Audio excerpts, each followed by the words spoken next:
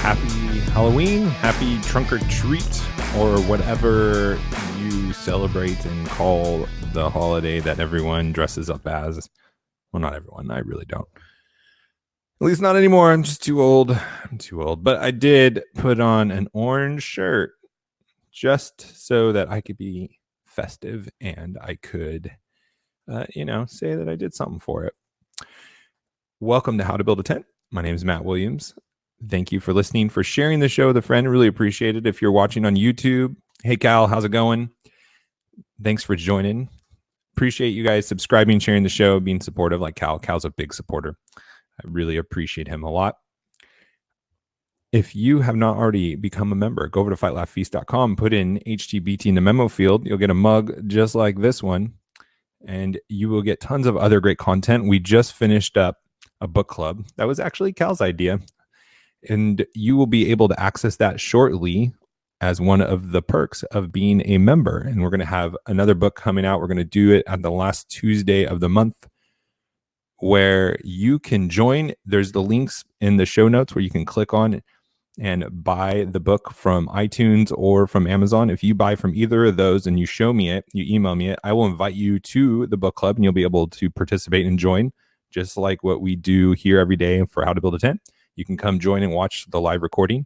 Or if you're just a Fight Laugh Feast member, then you can come join as well. So email me about that if you're interested in participating in the book club. If you want to get in on the action, throw some headphones on, get in front of a camera if you want, or you could just watch and text or chat. I always say text. I need to break that habit. I saw some disturbing news today. You know, when you go on social media, you sometimes just aren't prepared for the post that you're going to see. And what did I see? I saw Chris Tomlin's crew trying to cover a Kanye song. And I just want to beg Christian music, the Christian industry. You hear a Christian Twitter, I'm talking to Christian music right now. Not that I don't respect Chris Tomlin, and I think that he has been used by God and has written some pretty great songs that I've enjoyed and love and can worship to. But there's this terrible pattern, there's this terrible habit in the Christian music industry where they feel like they themselves need to redo a song 20 different times. It's the only radio station that I guarantee I'm going to go to and hear the same hit song sung by 20 or 30 different bands. It is embarrassing, and it's always terrible. And it's always just like sign, like you cannot just come up with your own creative music in your art. You have to cover other people's stuff from 5 years ago. You just got to keep replaying it over and over again with just a little different spin on it. Please do not do this with Kanye West. Please. And please also do not start rapping Chris Tomlin. Please. It's a favor to me. Please don't do it. I do not want to hear Closed on Sunday sung 20 different ways by people that are going to do it and perform it half as well as Kanye does. Let's just give it 5 minutes, as somebody said on one of the posts. Let's just give it 5 minutes for Kanye to have his CD without Christian music trying to ruin it. Another post that I saw was really sad. And it was really sad because it broke a man down to tears. And I don't know what it is about it, but we just don't expect men to cry. Not that there are bad reasons for men to cry. Like there should be sometimes, like you shouldn't be a weeping person nonstop. You should be able to control your emotions. You should be masculine. But I think that still allows for some crying. And I just brought this up because this is the thing that we are going to be facing and continuing to face, is attacks from the left, from this world, that could bring us to tears. And we need to be prepared for that. And we need to be prepared for it in a way where we're going to be resolved to stand firm, that we are going to continue to fight and not back down. And I love what this Ninth Circuit judge is doing. The headline of the article is Trump judicial pick breaks down in tears at a hearing over a legal group's attack. And this is what they were saying.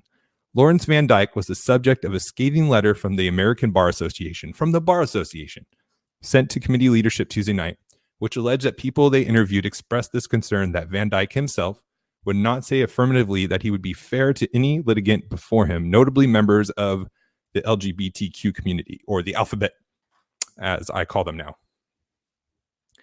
And he was getting attacks about he was not going to be fair. He wasn't going to be just. His Christian values were going to get in the way.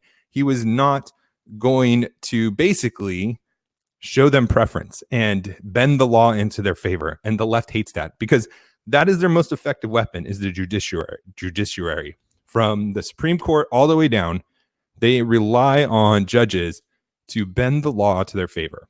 And they attack people like Van Dyke, who isn't going to favor them. It doesn't mean he's going to be unjust to them. It doesn't mean he's going to treat them poorly. And in fact, this is what he responds to. No, I did not say that. I did not believe that. It is a fundamental belief of mine that all people are created in the image of God, and they should all be treated with dignity and respect. Senator, he's talking to a senator, and he's sobbing here. Trump judicial pick breaks down in tears at hearing over legal groups attack.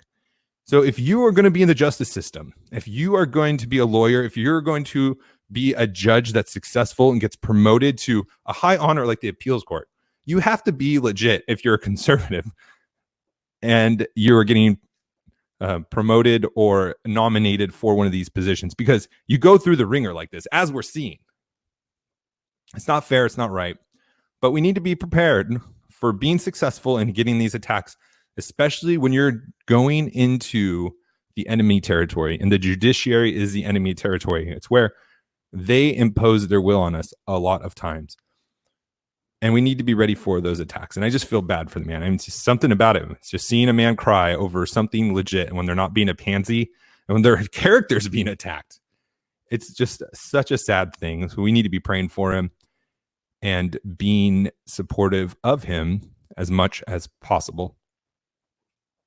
Another thing that's sad to me for a different reason is Kirk Franklin is boycotting the Dove Awards because a part of his speech got edited out. And I was thinking, well, who watches the Dove Awards anyways? He's just going to be joining most Christians. I mean, when was the last time you watched the Dove Awards? I don't even know what that actually pertains to. I'm just assuming it's all the music awards, because I know Kirk Franklin does gospel music. I don't think it's specifically for gospel music. I think it's all encompassing. But they edited out this part where he said, I ask everyone in the audience and those viewing to join me in prayer for not only Antonita's family, and I'm sorry if I'm saying that wrong. It's that lady who got shot by the police officer. Cross Politic guys covered it before, where she was in her own home and the neighbor called and said there was some, it was like a health check or something they call it, where the door was open, the window was open, and the light was on, and that's unusual. So they called the cops just for them to go check to see if everything was okay. And the cops shot her because she had a gun, like shot her unjustly. And so that is her family. So he's asking for prayer, including the 8-year-old nephew who witnessed the killing, but also for the family of the police officer. And they edited that out.